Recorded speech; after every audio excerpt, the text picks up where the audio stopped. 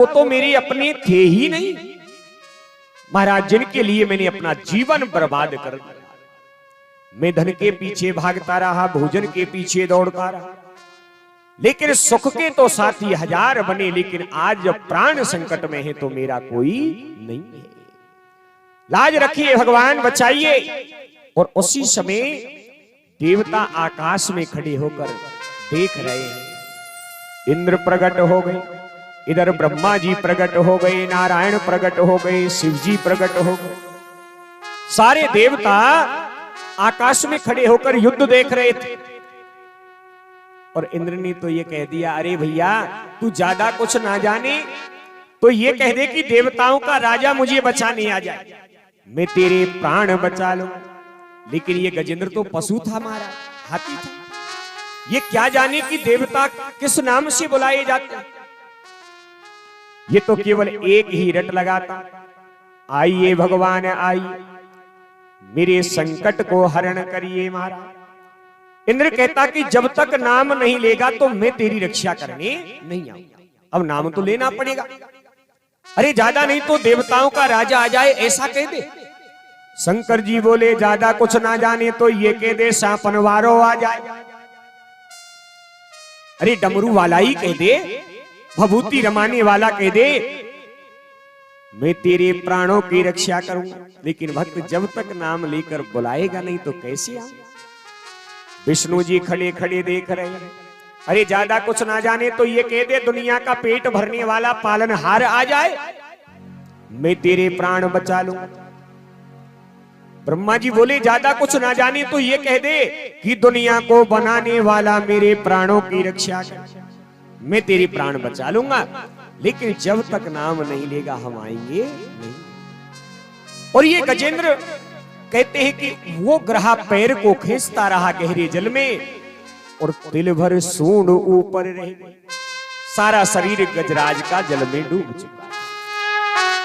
तिल कितना सा होता है, तिल के बराबर सूंड रह गई, केवल श्वास निकल रहा था। अंत में जाकर इस गजेंद्र ने एक ही बात कही, इस समय मेरे प्राण संकट में हैं और संकट का हरण करने वाले हे हरि आओ, हरि आओ, हरि हरि आओ, हरि मेरे प्राण बचाओ। भगवान विष्णु जाने लगे। उसी समय देवताओं ने रोक दिया, ठहरिए नारायण, इसने तुम्हारा नाम नहीं लिया, लक्ष्मीपति नहीं कहा, पालनहार नहीं कहा, इसने तो हरि कहकर बुलाया। और हरि तो तुम्हारा नाम है ही नहीं। पहले भगवान का विष्णु का नाम हरि नहीं था। और इस गजेंद्र ने हरि कहकर बुलाया, मेरे संकट हरण करने वाले हरि आओ। भगवान बोले कि सुनो, जो किसी का नाम नहीं होता वो भी मेरा ही नाम होता है। आज से दुनिया में मेरा एक नाम और नया होगा। आज से जगत में मुझे हरि कहकर ही बुलाया जाएगा। आज से मैंने अपना नाम हरि रख लिया। और कहते हैं भगवान का नाम हरि हुआ। जब भगवान ने गरुड़ को इशारा किया, गरुड़ जी जल्दी आओ, आज से मेरा नाम मैंने अपना हरि रख लिया। बोलिए हरि नारायण भगवान की जय हो। जय जय श्री राधे श्याम। हरि नाम प्रभु ने अपना रखा। गरुड़ जी को बुलाया, गरुड़ जी जल्दी आओ, आज मेरे भक्त गजेंद्र की रक्षा कर, वो ग्रह उसे मार डालेगा। अब तो गरुड़ जी को अहंकार हो गया कि देखा, अगर मैं नहीं होता तो कौन भगवान को ले जाता। मैं ही तो हूं जो भगवान को कमर पर बिठाकर इधर उधर लेकर के घूमता हूं। कि अंतर्यामी जानकर और अपने गरुड़ की बात, और लीला रची लीलाधर ने तोड़ दिया अहंकार आज। जान गए गरुड़ को अभिमान है, अहंकार है कि मैं नहीं होता तो कौन प्रभु को लेकर दौड़ता। भगवान जान गए गरुड़ को अहंकार हो गया कि मैं भगवान को लेकर दौड़ता हूं। उसी समय भगवान के पास गरुड़ आए और हंसी हंसने लगे। बैठ जाइए प्रभु, मैं आपको लेकर के अभी एक पल में त्रिकूट पर्वत पर ले जाता हूं। आप उस ग्रह को मारना और भक्त गजेंद्र की रक्षा करना। भगवान खुद तो बैठे नहीं, आज भगवान ने अपनी उंगली गरुड़ जी के ऊपर रख दी, उंगली रख दी। लो गरुड़ जी, तुम बहुत वर्षों से मुझे लेकर घूम रहे हो, आज मेरी उंगली को लेकर उड़ी। भगवान ने उंगली रखी तो गरुड़ जी कहते हैं कि पूरी ताकत लगाकर पंख फड़फड़ाते रहे, लेकिन वो उंगली को हिला भी नहीं पाए, उड़ी नहीं पाए महाराज, पूरी ताकत लगा दी। गरुड़ जी अहंकार टूट गया और हाथ जोड़कर बोले, प्रभु ये क्या माया है, मैं तो तुमको सबको बिठाकर रोजाना दौड़ता था, आज तो तुम्हारी उंगली को भी मैं उड़ा नहीं पाया, आखिर बात क्या है। भगवान मुस्कुराए, गरुड़ जी तुमको अहंकार हो गया है कि मैं नारायण को लेकर के दौड़ता हूं, लेकिन गरुड़ जी ये सत्य नहीं है।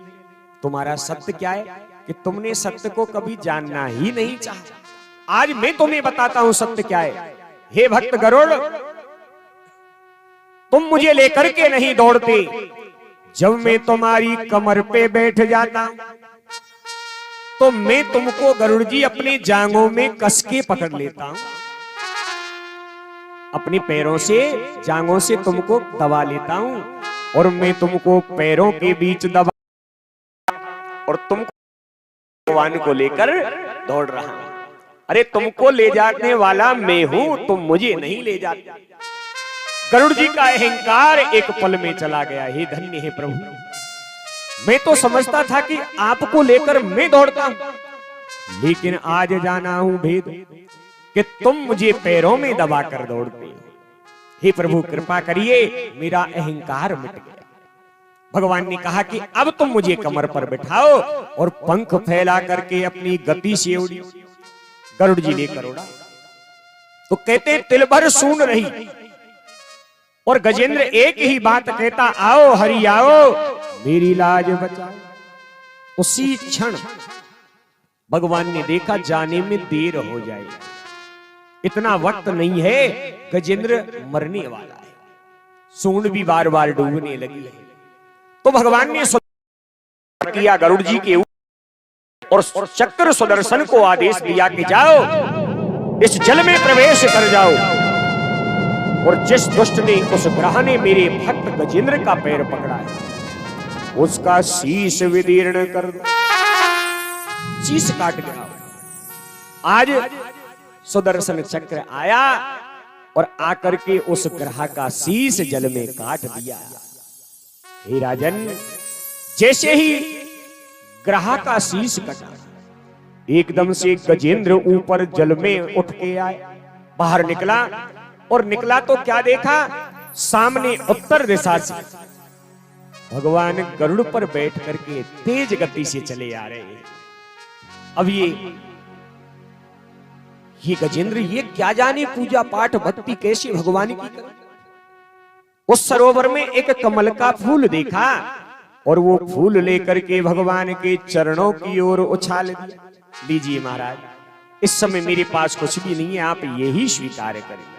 तो ध्यान देना महाराज, भगवान को श्रद्धा से अगर कोई फूल भी अर्पण कर देता है तो भगवान उसे स्वीकार करते हैं। भगवान तुम्हारे भोजन को खाने नहीं आते महाराज, हम भोग लगाते हैं। और कलयुगी जीव तो इतना होशियार है महाराज, अगर भोग लगाए और विचार करो अगर सचमुच ठाकुर जी खाने आ जाएं, तुम बुलाओ, लीजिए भगवान भोग लगाइए, और भगवान प्रकट हो जाएं कि लाओ थाली मेरे पास ले आओ, मैं खुद ही खा लेता हूं। तो कलयुगी भक्त इतने चतुर हैं, भगवान को भोग लगा